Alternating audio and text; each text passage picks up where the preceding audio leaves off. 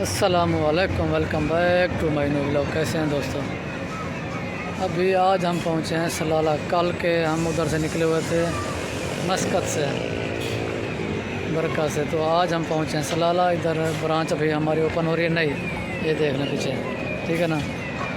तो आज के बाद हम इधर ही व्लॉग बनाएंगे, आप लोगों को दिखाएंगे। और पीछे का जो माहौल है ना, ओए हो VIP माहौल है। और यहाँ पर गर्मी बिल्कुल नहीं है, ठंड है, बारिश, डेली बारिश ही होती रहती है। यहाँ का मौसम समझ लो कि मरी का मौसम जो है ना, ये मरी का मौसम है इधर। ये देखा अभी मेला लगा हुआ है इधर, बड़ी दूर दूर से लोग इधर आते हैं, ओमानी आते हैं और गोरे आते हैं इधर ही एंजॉय करना है। ये तो कुछ भी नहीं है, आप इधर जाओगे ना पूरा यही माहौल है, ज़बरदस्त माहौल है यहाँ का।